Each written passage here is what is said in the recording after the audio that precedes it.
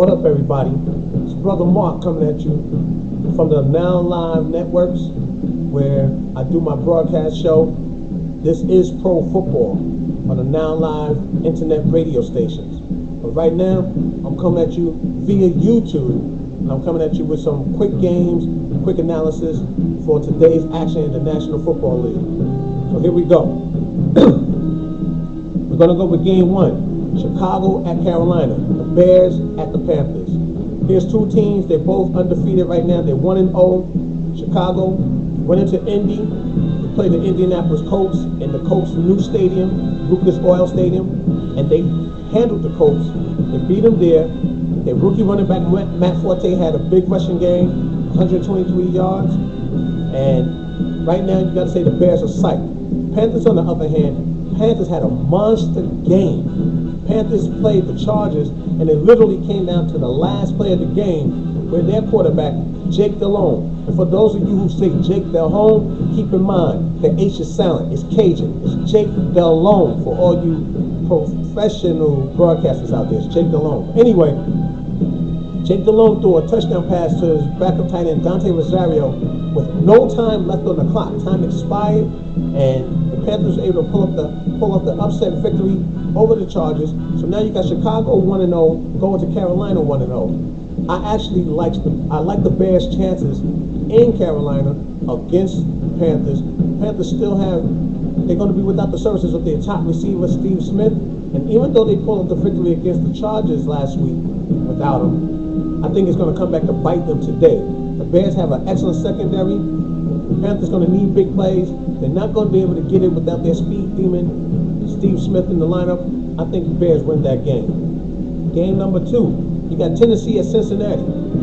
Now, those of you who are Titans fans, you got bigger problems to deal with than whether you win or lose this game. Your quarterback, his mental state is very questionable. So right now, I think you should send your thoughts and prayers out to Vince Young and his stability, because there's a lot of things coming out of the closet now that was not reported days ago.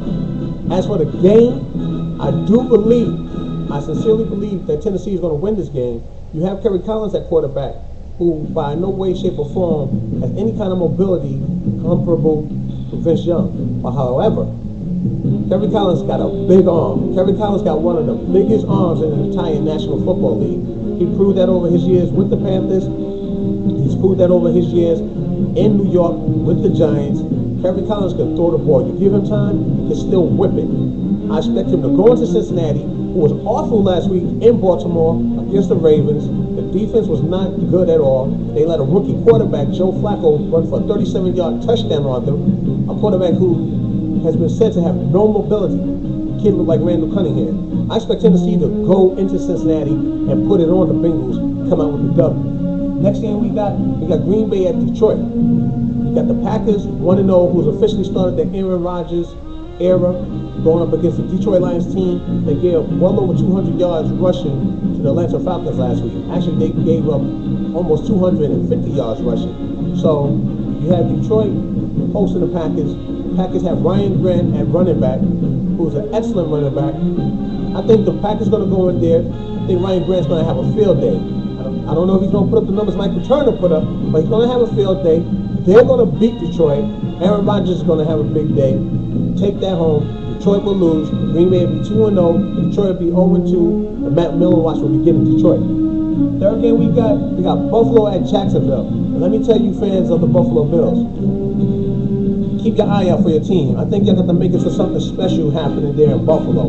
Buffalo goes into Jacksonville, whose offensive line is decimated by injuries, by the tragic shooting of their backup lineman, Richard Collier, but we hope recovers well and wish him a speedy recovery. But Buffalo had to make it to something very special going on up there in western New York.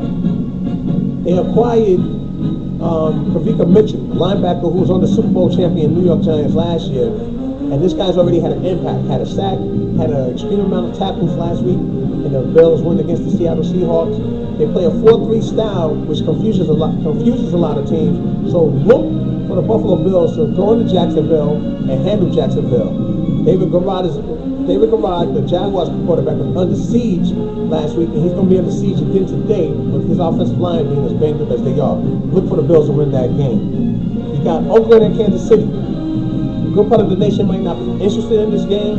However, you got a big arm quarterback in Jamarcus Russell, though he's young. He has not really grasped the nuances of the NFL style of play as of yet, so he's got a ways to go.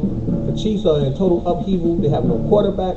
Their defense is coming along, but it's still got a ways to go. But I do look for Kansas City to actually win this game. I think Kansas City will beat Oakland. I think Oakland got some major problems. They got upheaval in the upper management with the coach, the defensive coordinator. That whole deal going on. The head coach throwing the coordinator under the bus, throwing the owner under the bus. Look for Lane Kiffin, the head coach of the Raiders, to be out of a job. If not sometime during the season, immediately after the season is over. But for this game, I look for Kansas City to beat Oakland. Next game we got Indianapolis at Minnesota. It's a game, two teams that both had high expectations. They're both now 0-1. Somebody's going to be 0-2 by the end of this game. I don't think it's going to be the Colts. The last time the Colts was 0-2 to start a season, that was in Peyton Manning's rookie year of 1998. I don't see that happening again, even though they're going on the road too many. I think the Colts will rise up. I think they'll beat Minnesota. I think Minnesota's going to continue to struggle a little bit with their passing game. And also as a bonus for the Colts will be getting their center Jeff Saturday back.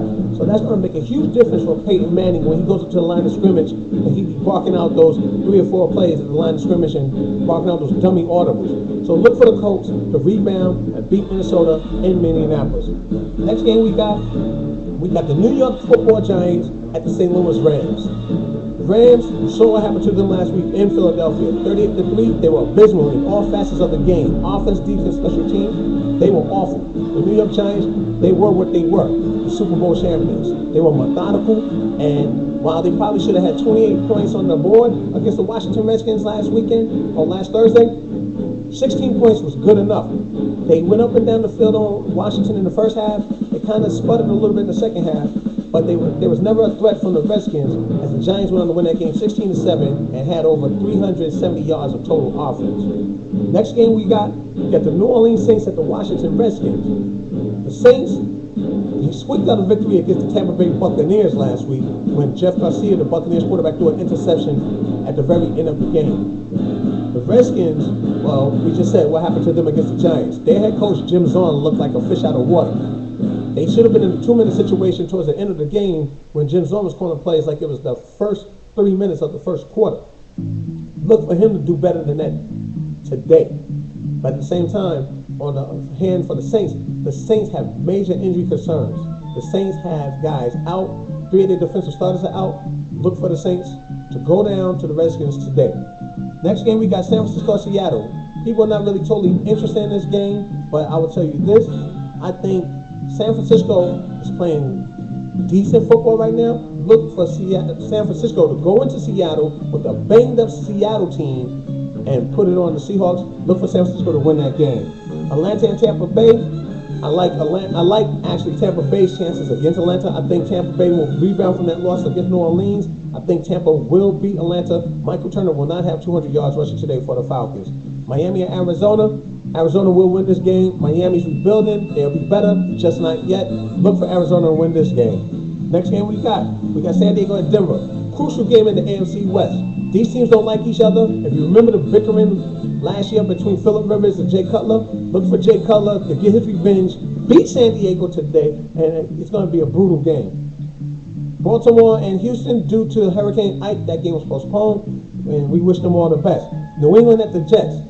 The Brett Favre watch is on. People are predicting the Jets will go to the Super Bowl. I don't. I see New England rebounding from losing Tom Brady. New England goes into New York, hands the Jets a loss. The Jets go to 1-1. The Patriots go to 2-0.